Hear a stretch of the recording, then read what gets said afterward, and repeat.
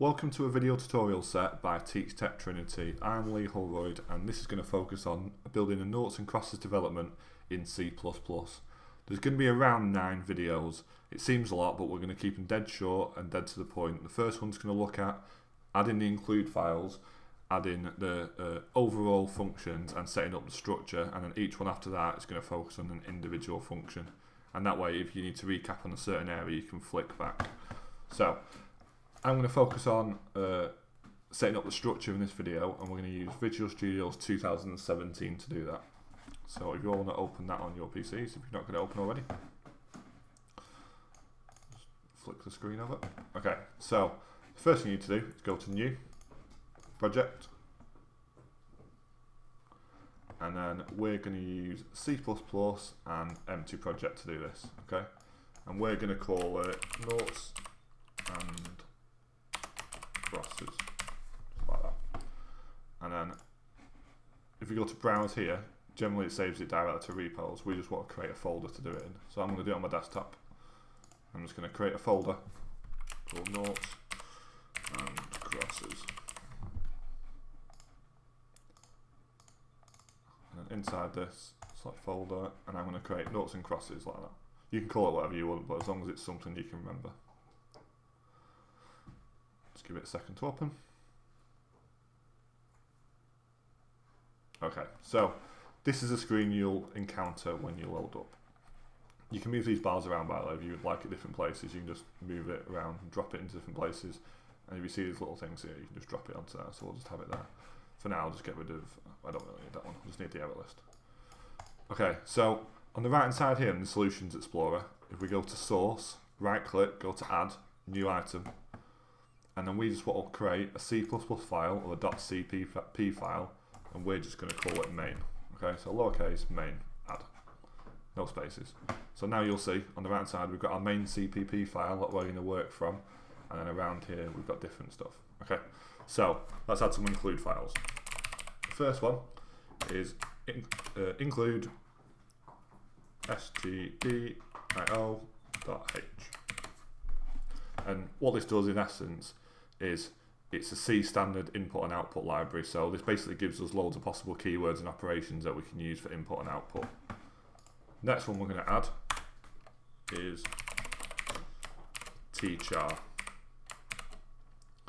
And what this does is it relates to the character set you build in the application in, such as Unicode and ANSI. It basically defines how it's like the language of the C++ we're going to use. Some of the syntax is slightly different how we set it up. Okay. The third one is include string.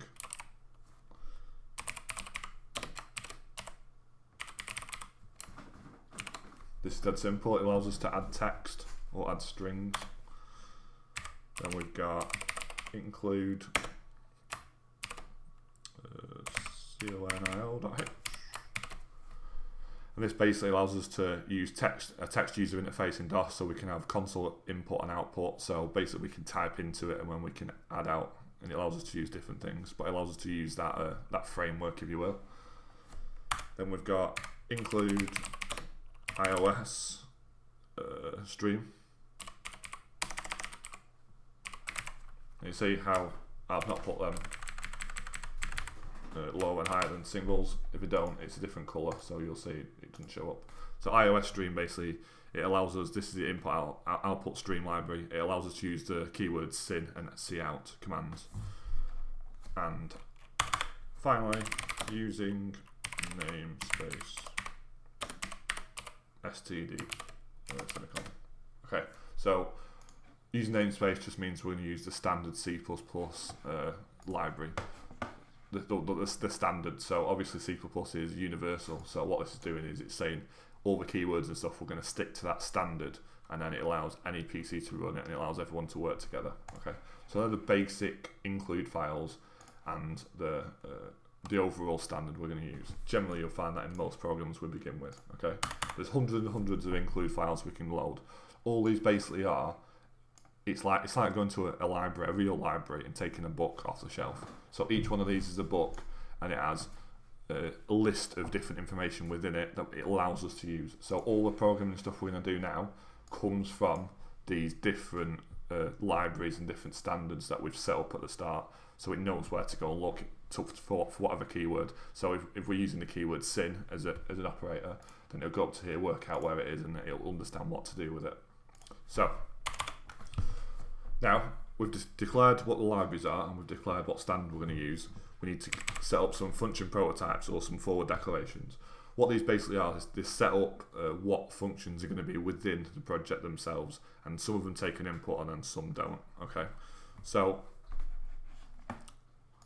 we're going to add comments as we go along just so we can refer back to it. So these are function prototypes or forward declaration. That's not spelled right. Declaration. Okay, so we can do that by putting // like that, or up here we've got two little symbols here. So we've got an uncomment button. We can uncomment stuff. You'll see it goes white. It's now trying to read this as a programming language, so it won't work. Or we can highlight it and just comment it like that, and it will comment out. Okay. So we're going to include a few different ones. So the first one is display grid. I'll go through them all in a second. Second one is display input. Make sure you're using the right sort of brackets at the end. Third one is fill square. And this is the only one that's going to take in the value. Or it's going to allow for a certain value. Then we've got check input.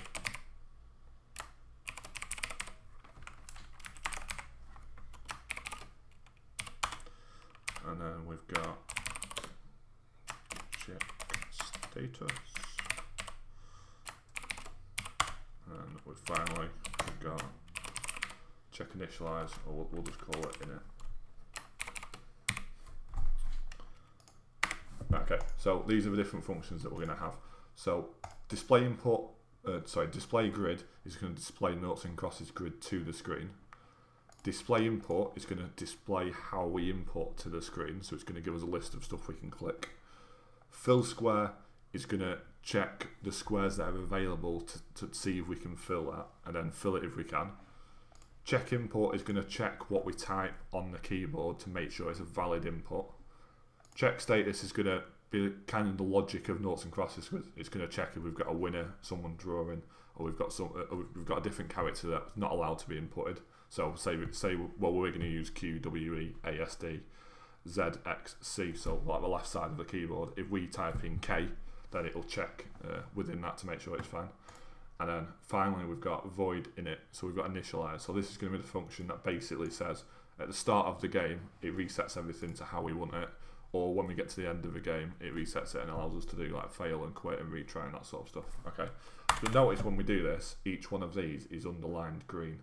If you hover over it, it'll just say the function declaration is not found. That's because we've not created it yet, so don't worry about that. Okay.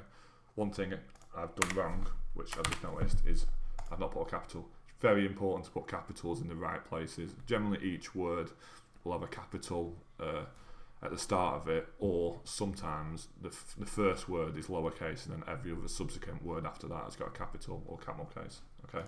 So make sure the capitals are in the right place, like I just made a mistake. Make sure they're all in the right place like that, okay? So what we've done there is we've set up the function declarations at the top, and now we're just going to make quickly the structure. So we're going to use all of these, okay? So the first one is int main, as it would be for each of them. So it should be set up like that. So this is going to be the main function, or where the project goes to within the startup. So it's going to run from this main function. Okay, so we've got int main, and then we've got curly brackets, and then we've got nipple brackets open and close like that, and then inside here is the code block of where we're going to type. Okay, so it's going to look something like that. So it's just within that code block. So we'll put underneath here, we'll just put some little comments to say what it does. Main function for game setup logic. That's the main function. Okay, so that's one along down. We're literally going to go through each one of these and set it up like that. Okay, So we could just save a bit of time. Just copy that over. And we know we have to set this set of functions up now. Okay. So the first one, we've got void display grid. So again, what this does is it's a function to display grid to the user. So that's what it does. So you'll see the semicolon there. Let's get rid of that, and then put nipple brackets underneath. Like that. So we've set it up exactly how we like it. Then we've got void display input, which is the next one down. And again, what this basically does is it displays the input options and current player to the user. Input.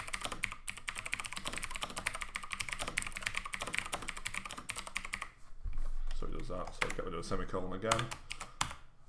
Break it down to the next function. So you see we're just setting up the structure of the functions here. And you also notice that these green lines are disappearing. That's because we're making the function boxes. So we've got the next one, which is fill squares, which goes down. So again, it takes the row and column of the square to fill. So takes the row.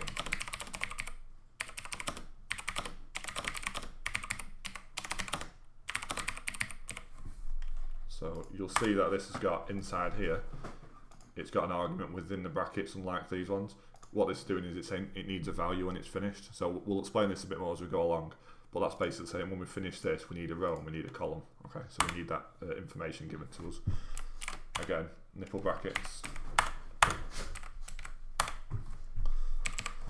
Next, we've got check input.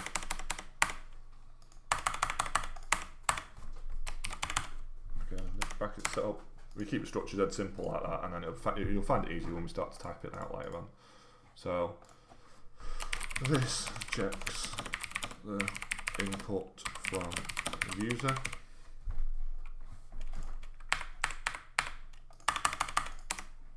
Again, nipple bracket.